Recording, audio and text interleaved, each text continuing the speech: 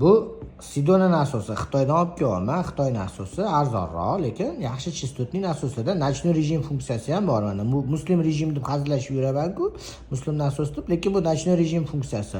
Nочной rejim funksiyasi nima u? Nочной rejim funksiyasi shunaqa narsaki, kechqurun uni katta gradus kerak bo'lmaydi. Bari odamlar uxlaydi. Uxlaganda o'zi sharti pijama kiyib uxlash kerak. Ammo eski kinolardan ko'rsak ham, adin domalarda ham adasi oyisi pijamalar kiyib uxlashadi, ustini ko'rpa bilan yopib.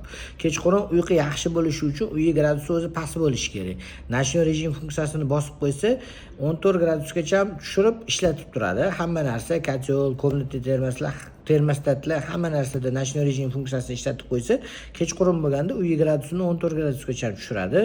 Uyqu yaxshi bo'ladi. Shunda energiya effektivniy bo'ladi, energiya ekonom bo'ladi. Endi gazlar bunaqa qimmatlashishi fonida xudo xolisa biz bu funksiyalarni bu yil ishlatsak kerak deb o'ylayman. Hammaga rahmat.